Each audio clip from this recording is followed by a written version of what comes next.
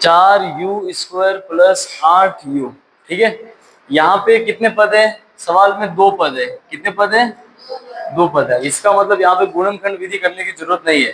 अगर 3 पद होते हैं ना तो गुणनखंड विधि से अपन उसको बीच वाले पद को तोड़ते हैं। ठीक है, लेकिन यहाँ पे गुणनखंड विधि की जरूरत नहीं है। 2 पद है तो हम क्या करेंगे? सीधा युग्म बनाएंगे। क्या बनाएंगे?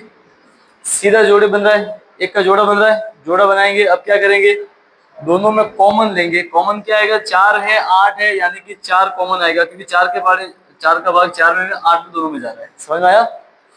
4 के साथ में u भी कॉमन आएगा, क्योंकि दोनों में u है, यानी कि 4u कॉमन ले लिया। अब कॉमन लेने के बाद क्या करते हैं? हम दोनों में भाग करते हैं। 4u का भाग करेंगे 4u² में, तो 4 का भाग 4 में करेंगे, 4 से 4 कट जाएगा। u का भाग u² में करेंगे तो u बचेगा। अब 4u का भाग 8u में करेंगे, 4 के बारे में 8 कितनी बार आएगा? 2 बार। u से u कट जाएगा, बराबर में 0 रखो। ठीक है, अब देखो, अब ये 4u है, इसके बराबर में 0 ले लो, और u प्लस 2 इसके बराबर में 0 ले लो। इस 4 को उस तरफ भेजेंगे, पक्षांतरण करेंगे, क्या आएगा? बटे में जाएगा, क्योंकि गुणा में। और यहाँ पे प्लस 2 का पक्षांतरण करेंगे तो ये क्या हो जाएगा? -2। प्लस 2 को बराबर के जब उस तरफ रखेंगे तो क्या हो जाएगा? -2 हो जाएगा। और यहाँ पे 4 का भाग देंगे 0 में, u का मान कितना आएगा? 0। यानी अल्फा तो आया 0 और बीटा आया -2। ठीक है, अब हम जांच करेंगे। तो जांच के लिए सबसे पहले शून्यकों का योग, शून्यकों का योग अल्फा प्लस बीटा बराबर -b/a। तो यहाँ पे ए बी सी के मान भी निकालेंगे हम।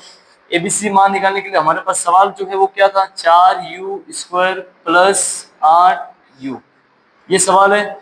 u² का गुणांक जो होगा वो a का मान होगा, u का जो गुणांक है वो b का मान होगा, और यहाँ पे c नहीं है, c का मान नहीं है, तो c का मान क्या लेंगे? 0। क्या लेंगे?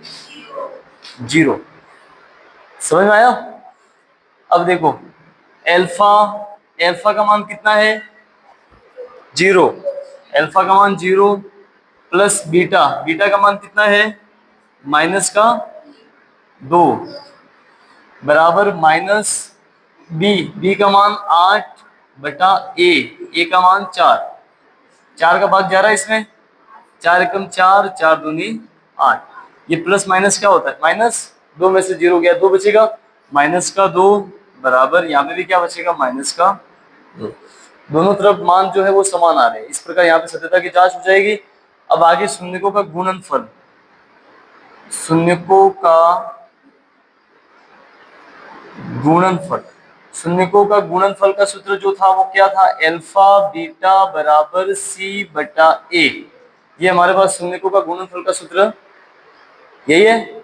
यहाँ पे अल्फा का मान जो है वो 0 है।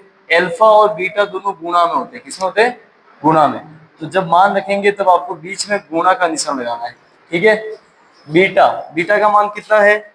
बीटा का मान -2, बीटा का मान आया -2 बराबर सी का मान कितना है? सी का मान 0 है, बटा ए का मान कितना है? 4 है।